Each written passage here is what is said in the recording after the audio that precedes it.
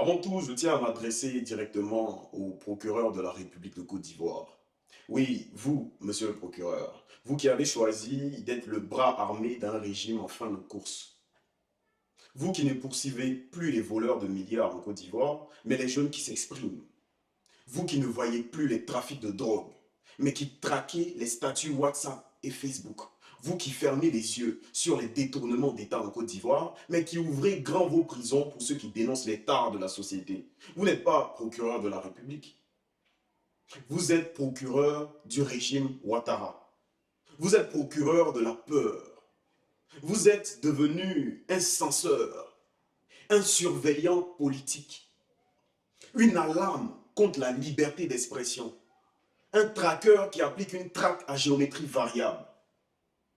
Mais sachez une chose, un peuple en éveil n'a pas peur d'un procureur couché. Vous pouvez arrêter 10 jeunes, 100 jeunes, 1000 jeunes, mais vous n'arrêterez jamais la vérité. Vous pouvez bâillonner des profils, censurer des voix, condamner des statuts, mais vous ne ferez jamais taire une génération entière, monsieur le procureur. Parce que ce que vous appelez prise de position dure, nous l'appelons le courage. Ce que vous appelez propos haineux, nous l'appelons appel à la justice. Ce que vous appelez trouble à l'ordre public, nous l'appelons éveil de la conscience nationale. On ne parle pas le même langage. Et le problème aujourd'hui en Côte d'Ivoire, ce ne sont pas les jeunes qui s'expriment en toute liberté. Ce sont les vieillards qui trahissent et qui mentent à la Côte d'Ivoire. Ce ne sont pas les réseaux sociaux. Ce sont les réseaux mafieux qui vous entourent et que vous ignorez. Le problème, monsieur le procureur, ce ne sont pas les statuts Facebook, ce n'est pas TikTok. Ce sont les statuts ministériels qui servent à piller la nation et que vous faites semblant de ne pas voir. Le vrai trouble à l'ordre public, c'est le silence que vous imposez en Côte d'Ivoire. Le vrai crime, c'est votre soumission à un homme et non à la loi. Alors je vous le dis, procureur, vous pouvez continuer votre traque. Mais sachez que chaque arrestation ajoute une braise à l'incendie de votre système.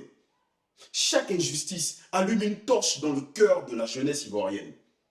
Et chaque prisonnier politique que vous faites devient un soldat de la liberté qui vient. La peur est une stratégie de faible, monsieur le procureur. Et on voit bien que vous commencez déjà à trembler. Parce que vous sentez ce qui arrive. Parce que vous savez que la Côte d'Ivoire réelle, celle qui souffre, celle qui rêve, celle qui se lève, est déjà debout. Et cette Côte d'Ivoire n'a pas besoin d'armes. Elle n'a que sa voix. Et elle parlera, quoi qu'il en coûte, monsieur le procureur. Mais vous n'êtes qu'un outil. Alors on ne vous en veut pas. Vous n'êtes qu'un instrument. Un pion dans la main de celui qui ment, qui trahit et qui détruit. Alors, chère jeunesse de Côte d'Ivoire, vous devez continuer le combat sur les réseaux sociaux. Vous devez être virulent quand il le faut. Vous devez être tendre quand la paix l'exige. Parce que vous n'êtes pas des rebelles. Vous n'avez pas pris des armes en Côte d'Ivoire.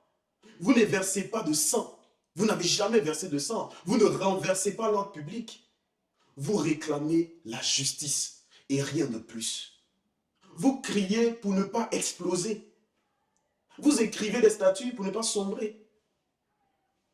Et cela, personne ne pourra jamais vous l'enlever. Ne laissez personne vous distraire, vous faire croire que dénoncer est un crime. Que vous battre pour la vérité est un trouble à l'ordre public.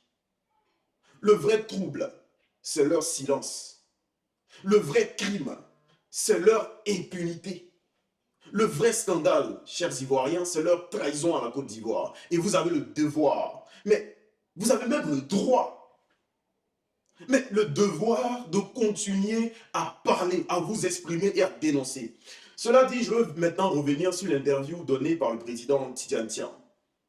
Parce qu'il y a dans cette prise de parole une bascule, une fracture, une rupture même. Je fais cette déclaration en tant que président du mouvement citoyen et politique Génération Consciente Côte d'Ivoire Nouvelle. Mais je la fais surtout en tant que fils de la Côte d'Ivoire. Et quand je dis Côte d'Ivoire Nouvelle, je parle de ce pays qui renaît.